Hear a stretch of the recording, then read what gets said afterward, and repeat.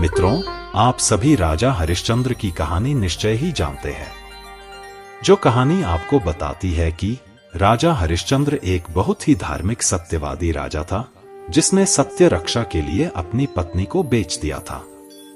क्या यह सही था? आपको मरना है तो मरो, लेकिन खुद को बचाने के लिए पत्नी को बेच देना कौन सा धर्म है? क्या एक धार्मिक सत्यवादी क्षत्रिय राजा को ऐसा करना शोभा देता है? क्या राजा हरिश्चंद्र सच में धार्मिक एवं सत्यवादी था?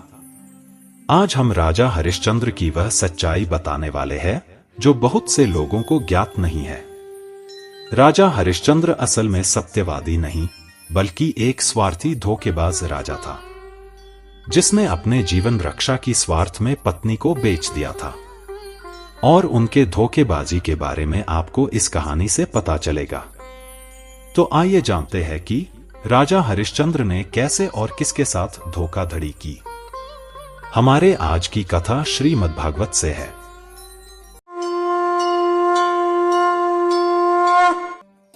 राजा हरिश्चंद्र सूर्य वंश के एक ख्यातिमान राजा था। हरिश्चंद्र ने राजा सोमदत्त की कन्या शैव्या से विवाह किया था। हरिश्चंद्र बहुत दिनों तक अपुत्रक था। पुत्र प्राप्ति की मनसा से हरिश्चंद्र ने वरुण देवता का तपस्या प्रारंभ किया। राजा के तपस्या से प्रसन्न होकर वरुण देव राजा के आगे प्रकट होकर बोले, हे राजन, तुम्हारे तपस्या से मैं अति प्रसन्न हूँ। बोलो, तुम्हारे क्या इच्छा है? तब राजा हरिश्चंद्र ने कहा, हे प्रभु, मेरा कोई संतान नहीं है, इसलिए आप मुझे पुत्र प्राप्ति का वरदान दीजिए। मैं आपको वचन देता हूँ, जब मेरा पुत्र जन्म होगा तब मैं यज्ञ कर उसे आपको अर्पण करूंगा। राजा हरिश्चंद्र की बातें सुनकर वरुण देव ने कहा, हे राजन, तुम्हारी बातें सुनकर मैं अति प्रसन्न हूँ। जब तुम्हारे पुत्र होगा तब इस बात को भूल ना जाना। हरिश्चंद्र ने कहा, हे प्रभु, आप निश्चिंत रहे, मैं आपको वचन देता हूँ और मैं अपना वचन अवश्य पूरा करूंगा। राजा हरिश्चंद्र की बातों से प्रसन्न होकर वरुण देव ने उसे पुत्र प्राप्ति का वरदान प्रदान किया। वरुण देव के वरदान से यथा समय राजा हरिश्चंद्र के घर एक पुत्र का जन्म हुआ। राजा ने उस पुत्र का नाम रखा रोहिताश्व। पुत्र जन्म लेने का खबर मिलने पर वरुण देव हरिश्चंद्र के पास आकर बोले, हे राजन, मेरी आशीर्वाद से तुम्हारे घर पुत्र का जन्म हुआ है। अब अपना वचन के अनुसार उसे मुझे समर्पण करो। तब राजा हरिश्चंद्र ने बोला, हे प्रभु, मेरा पुत्र का जन्म आज ही हुआ है। मैंने अभी तक पुत्र का मुख भी अच्छे से नहीं देखा। आप 10 दिन प्रतीक्षा करें।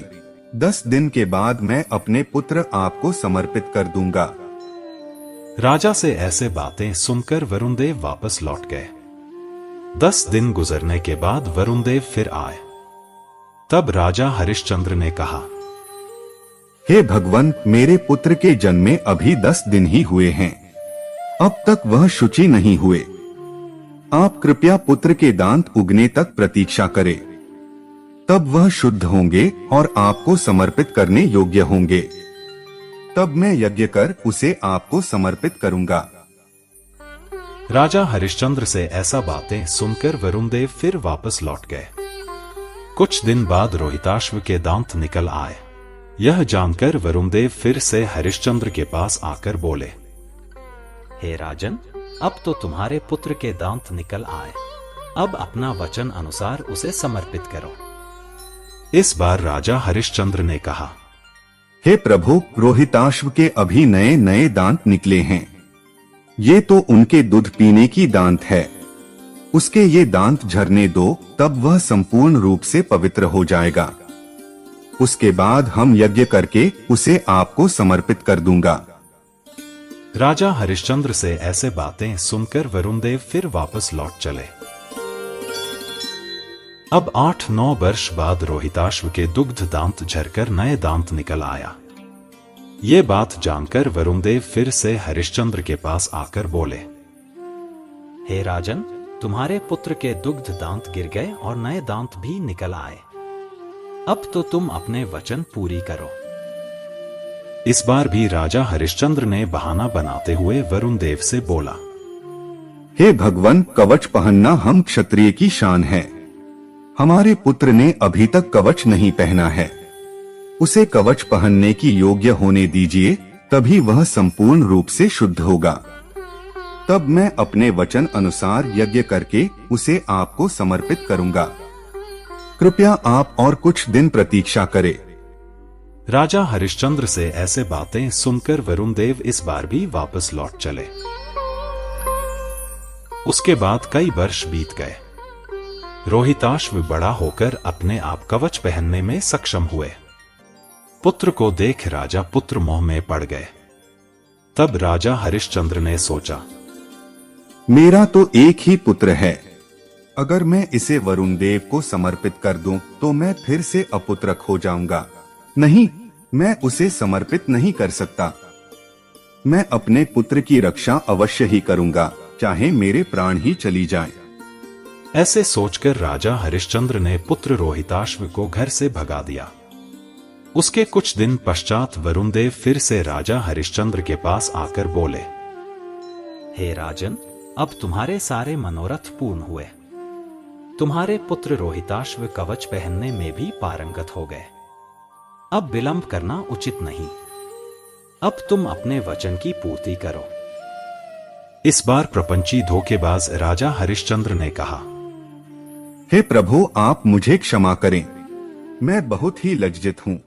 मैं आपको दिया हुआ वचन पूर्ण करने में असमर्थ हूँ। बहुत दिन हुए मैंने पुत्र को नहीं देखा। वह कहीं भाग गए हैं। अब वह कहाँ है ये मुझे मालूम नहीं। राजा हरिश्चंद्र के ऐसे बातें सुनकर वरुण देव को बहुत क्रोध आया। वरुण देव को यह समझ आ गया कि राजा ने उसके साथ इतने दिनों तक छल करके उसे प्रताड़ित किया है। क्रोध में आकर वरुण देव ने राजा को जलंधर रोग में भोगने की श्राप देकर वहां से चले गए। वरुण देव से श्रापित होकर राजा हरिश्चंद्र जलंधर रोग में पड़ गए एवं शर्याशायी हो गए। उस ओर रोहिताश्व घर से भागकर वन में छुपकर रहने लगे थे। तभी एक दिन रोहिताश्व को पिता के रोगाक्रांत होने का खबर मिला। रोहिताश्व घर वापस आने वाले थे। ऐसे में देवराज इंद्र छद्मवेश में आकर रोहिताश्व को घर जाने से रोका। इंद्र ने रोहिताश्व को यह बताया कि वरुण देव अपने बलि लेने के लिए प्रतीक्षा कर रहे हैं। देवराज इंद्र से ऐसे बातें सुनकर रोहिताश्व ने घर वापस नहीं जाना ही उचित समझा और वह वहीं वन में फिर 6 वर्ष तक रह गए। ऐसे में एक दिन अजिगर्त नामक एक दरिद्र ब्राह्मण ने अपने मझले पुत्र शुनशेफ को बेचने आए। तब रोहिताश्व ने उस ब्राह्मण पुत्र को धन देकर खरीद लिया। अब उस ब्राह्मण पुत्र को साथ लेकर रोहिताश्व अपने घर पिता के पास वापस आया। उसके बाद राजा हरिश्चंद्र ने एक यज्ञ अनुष्ठान का आयोजन कर वरुण देव को निमंत्रण किया और उस ब्राह्मण पुत्र को बलि के रूप में वरुण देव को समर्पित किया। तब वरुण देव ने राजा हरिश्चंद्र को श्राप से मुक्त किया और राजा स्वस्थ हो गए। उसके बाद राजा हरिश्चंद्र ने अपने ख्याति अर्जित करने के लिए राजस्व यज्ञ किया। फिर एक दिन वन में शिकार खेलने जाते समय महर्षि विश्वामित्र के श्राप के भय से समस्त संपदा एवं राज्य दान में देना पड़ा। राजा हरिश्चंद्र ने उपायहीन अवस्था में बाध्य होकर विश्वामित्र को सब कुछ दान में दिया था।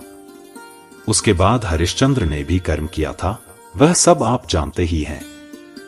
तब राजा हरिश्चंद्र ने जो किया था वह सब सिर्फ अपने उद्धार के लिए ही किया था। हरिश्चंद्र के कर्म में दरअसल में कोई धर्म नहीं था।